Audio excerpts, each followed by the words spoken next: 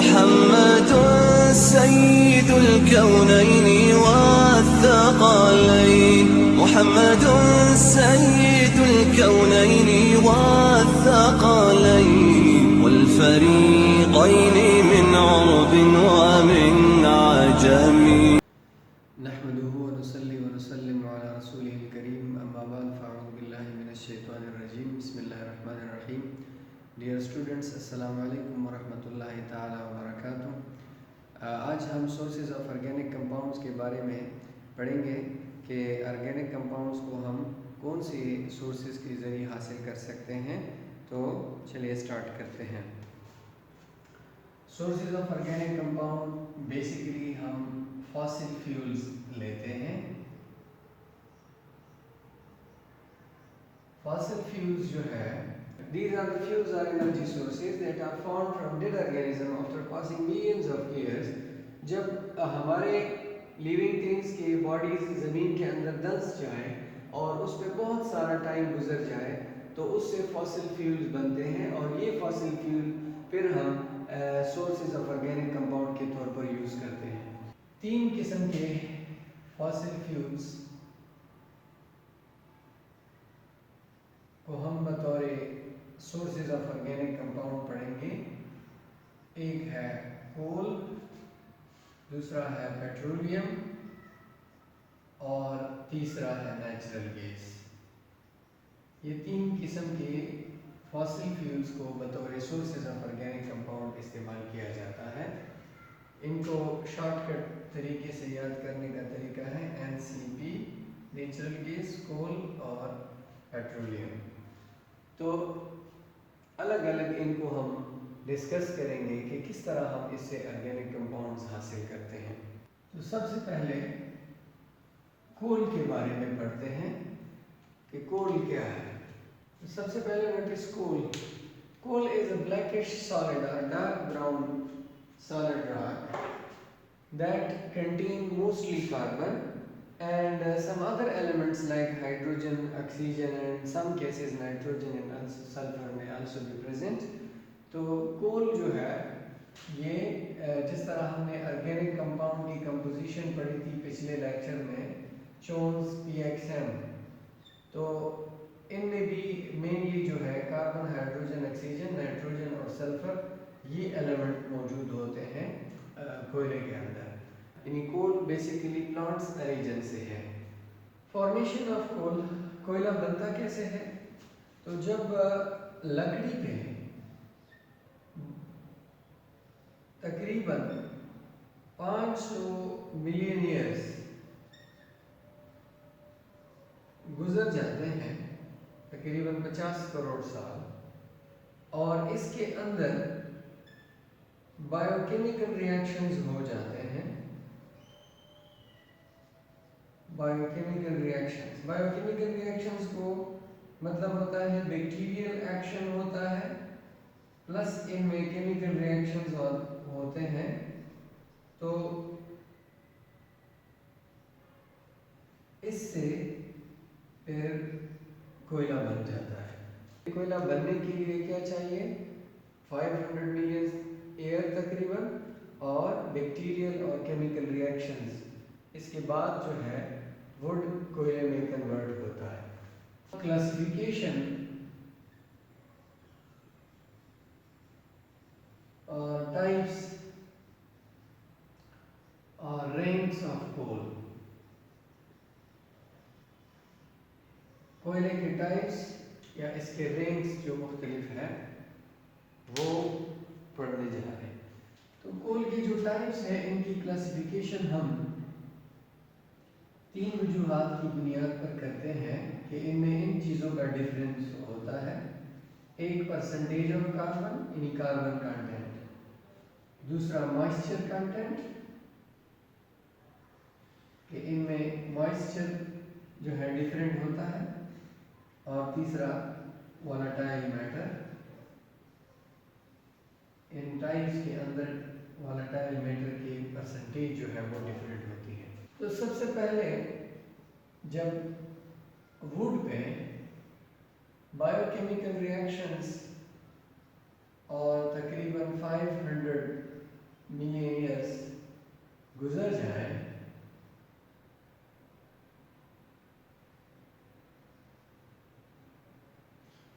इससे एक मैटर बनता है जिसको पीट कहा जाता है। ये द मोस्ट इम्प्योर कोल होता है, यानी इसमें सबसे कम कार्बन कंटेंट होता है। वुड जो है इसमें तकरीबन 40% तक कार्बन होता है, जबकि पीट जो है इसमें तकरीबन 60% कार्बन होता है। पीट तो जो डेड ऑर्गेनिक मैटर होता है प्लांट्स का, अर्थ क्रस्ट के ऊपर, उसको पीट कहा जाता है। जब पीट पे बहुत ज़्यादा टेम्परेचर और बहुत ज़्यादा प्रेशर पड़ जाए तो इससे एक दूसरा टाइप बन जाता है कोल का, जिसको लिग्नाइट कहा जाता है। लिग्नाइट जो कोल है इसमें तकरीबन 70% कार्बन होता है। लिग्नाइट से हाई प्रेशर और हाई टेम्परेचर पे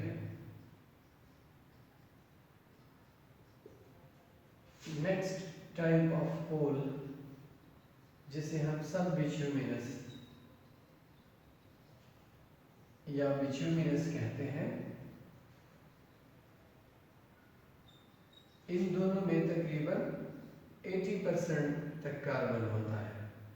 और जब सब बिट्यूमिनस और बिट्यूमिनस के ऊपर बहुत ज़्यादा प्रेशर और टेम्परेचर गुजर जाए तो इससे इंथ्रासाइट बनता है, जो प्योरेस्ट फॉर्म ऑफ कोल होता है, जिसमें ग्रेटर देन 90% कार्बन होता है। तो कोल के जो टाइप्स हमने लिखे, पीट, लिग्नाइट, सब बिट्यूमिनस, बिट्यूमिनस और इंथ्रासाइट, तो इनका जो मेन डिफरेंस होता है वो कार्बन कंटेंट में होता है। तो इनको याद करने का तरीका कि 60% से स्टार्ट कर लें, इन दोनों को 80% और फिर 90% कार्बन कंटेंट इनका होता है। अब coal is a source of organic compound. पढ़ते हैं कि कोयले से हमें ऑर्गेनिक कंपाउंड्स किस तरह मिलते हैं। तो कोल जो है इसकी पहले हम कार्बनाइजेशन या डिस्ट्रक्टिव डिस्टिलेशन करते हैं।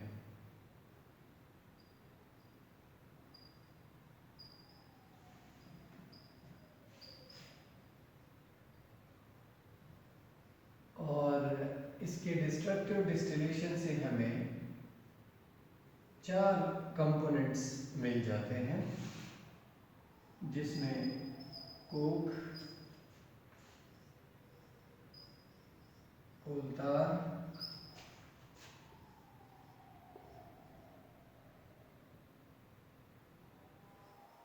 कोल गैस और अमोनिकल लिक्विड शामिल होते हैं। सो डिस्ट्रक्टिव डिस्टिलेशन क्या है या carbonization? It is heating a substance at high temperature in the absence of air। Air की गैर मौजूदगी में किसी चीज़ को हीट करना हाई टेम्परेचर तक, इसको डिस्ट्रक्टिव डिस्टिलेशन कहा जाता है। इसको हम थर्मल डिकम्पोजिशन या पायरोलिसिस भी कहते हैं, यानी किसी चीज़ की हीट के जरिए ब्रेक डाउन करना डिस्ट्रक्टिव डिस्टिलेशन कहलाता है।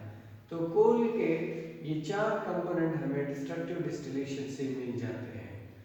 तो कोक जो है, कोक ये कार्बन ब्लैक को कहा जाता है और इसको हम रेड्यूसिंग एजेंट के तौर पर यूज़ करते हैं मेटलर्जी में। कोलतार जो है ये एक थिक लिक्विड होता है और इसकी फ्रैक्शनल डिस्टिलेशन करने से हमें 200 से ज़्यादा ऑर्गेनिक कंपाउंड्स मिल जाते हैं। डिस्ट्रक्टिव डिस्टिलेशन हम हीटिंग कर रहे थे एब्सेंस ऑफ ऑक्सीजन में। फ्रैक्शनल डिस्टिलेशन क्या है? It is the separation of components of a mixture on the basis of their boiling points. For example हम इथेनॉल और वाटर को मिक्स करते हैं और हम उसको हीट करते हैं, तो इथेनॉल जो है वो 78 डिग्री सेंटीग्रेड पर पहले बॉयल हो जाएगा, हम उसको कंडेंस करके अलग फ्रैक्शन हासिल करेंगे और वाटर जो है वो नीचे प्योर फॉर्म में रह जाएगा। या अगर आप वाटर 100 डिग्री सेंटीग्रेड तक उसको ले जाएं तो वो भी बॉयल होगा और आप उसको एक अलग जगह पे कलेक्ट कर सकते हैं। कोल गैस जो है ये, इसको टाउन गैस भी कहा जाता है and it is the mixture of carbon monoxide plus hydrogen plus methane. इनको हम टाउन गैस भी कहते हैं। हीटिंग होम्स, इंडस्ट्रीज वगैरह को गर्म करने के लिए हम इसको यूज करते हैं। अमोनिकल लिक्विड जो है, this is basically ammonia solution.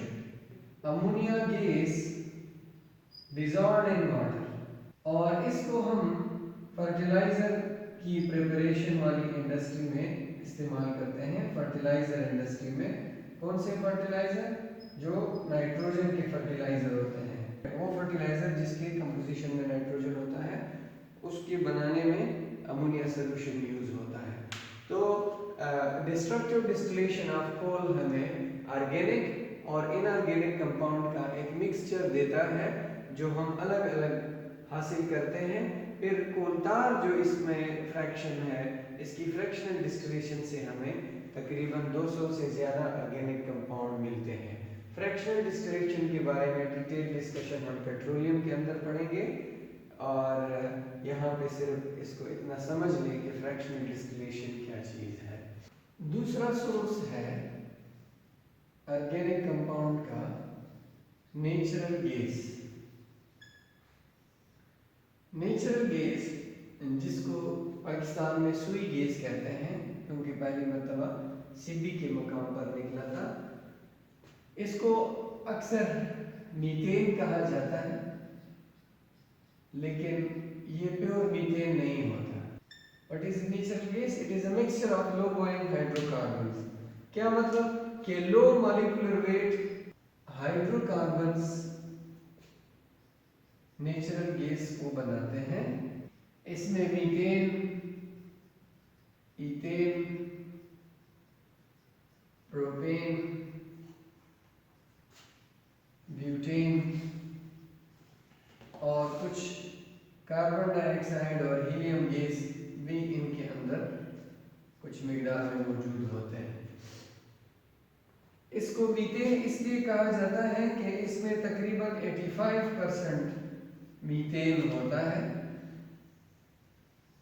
और इसकी परसेंटेज जो है वो इलाके पे डिपेंड करती है जहाँ से वो निकल आता है। इसकी कंपोजिशन जो है मीथेन की ये वेरी करती हैं विद द रीजन जहाँ से नेचुरल गैस निकाला जाता है।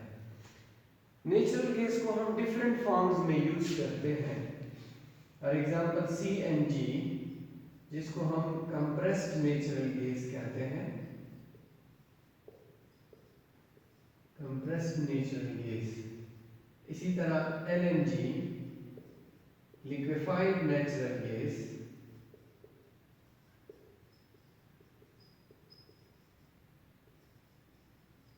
और LPG, लिक्विफाइड पेट्रोलियम गैस।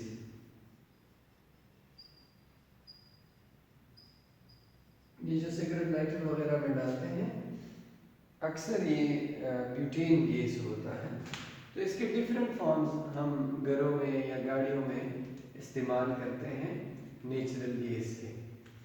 तो इससे हम ऑर्गेनिक कंपाउंड्स कैसे हासिल करते हैं? तो ये खुद एक ऑर्गेनिक कंपाउंड्स का मिक्सचर है और ये कोयले और पेट्रोलियम डिपॉजिट्स दोनों के साथ पाया जाता है कि कोयले के जो डिपॉजिट्स होते हैं या पेट्रोलियम के जो डिपॉजिट्स होते हैं उनके जो लोअर मॉलिक्यूलर वेट मेंबर्स हैं या लो बॉइलिंग इनके जो मेंबर्स हैं उनको नेचुरल गैस कहा जाता है और वो गैसियस फॉर्म में ज़मीन से निकलते हैं।